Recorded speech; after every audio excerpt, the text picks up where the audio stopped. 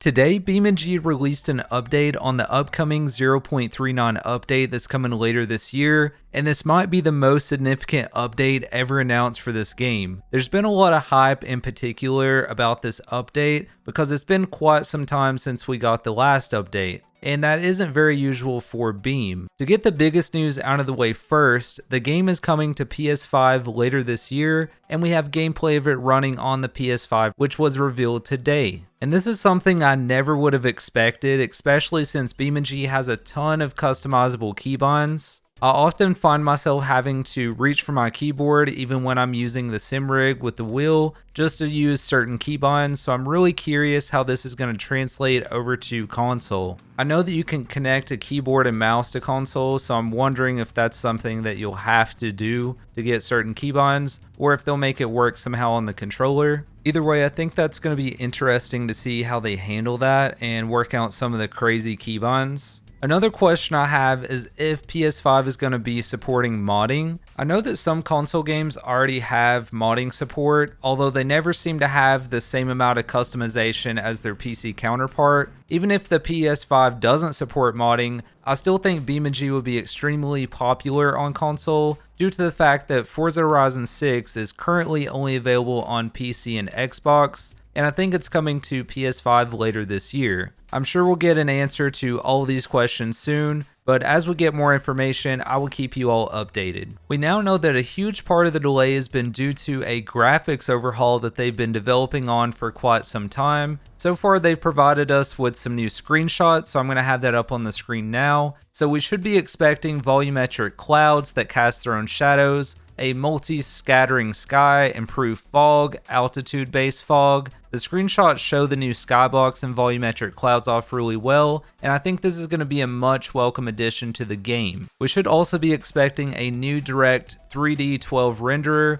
and support for HDR. This is probably what I'm most excited for in this update, just due to the fact that we should be getting significantly more performance using DirectX 12. As for most setups, it should be able to utilize your hardware more properly and get you better performance. Currently, we have access to their experimental Vulkan renderer, so I'll be comparing that once we have access to it, and we'll just kind of have to wait and see if it performs better or worse. As for lighting and shadow changes, we're going to be getting new features such as eye adaptation, which is where your view will darken or brighten depending on your global and local lighting. So for instance, it's like when you exit a tunnel in real life and everything just gets bright for a second as your eyes adjust. We already have this feature in most modern racing games, so it's nice that we'll have this in BeamNG as well. They're also improving dynamic reflection, screen space shadows, improved shadow quality and stability, which should hopefully remove that shaking shadow effect that BeamNG currently has. They're also adding subsurface scattering, which kind of simulates how light penetrates translucent surfaces. So this should make car paint look more realistic, along with extended texture detail mapping. So maybe this will fix the pop-in texture issues that we currently have. And for graphics, I saved the best for last. We should be expecting nighttime rendering. So they have fixed the vehicle headlights where they should now realistically light up the road and environment around you.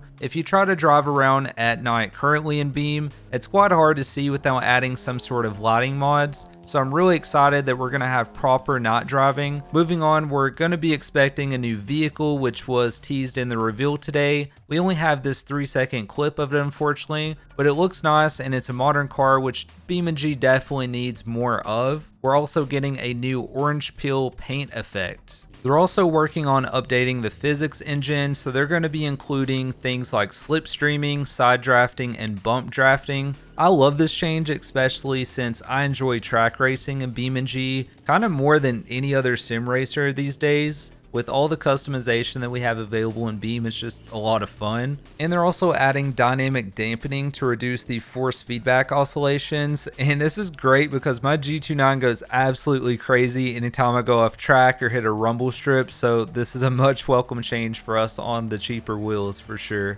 And last but not least, they have confirmed that we will be getting an official multiplayer. So I know that we currently have BeamNG, which is great, but having multiplayer natively in the game would be game changing, especially if we can crossplay with PS5 and have mod support between console and PC. That would be ideal, and the developers could even provide options for you to maybe even rent servers from them. For those of you that don't want to create their own dedicated server, this will give money back to the developers and also grow the community with more multiplayer servers. I think that would be a pretty cool idea. Let me know what you think in the comments below. So yeah, that's everything that we know so far about the next update. The game is dropping on PS5, we're getting a full graphics overhaul, a new modern vehicle, new aero physics, and an official multiplayer. It's been a pretty huge announcement, and honestly, I wasn't expecting more than maybe volumetric clouds and a new car from the teasers that we got earlier this year. And I'll be keeping a close eye on any new information that drops, and when the update finally happens, I will do a full breakdown and maybe compare the graphics and new rendering engine. So let me know in the comments what you're most excited for. Personally, I'm very excited, like I said, for the new renderer and not driving. And I just want to thank everyone for watching, and I'll catch you in the next one.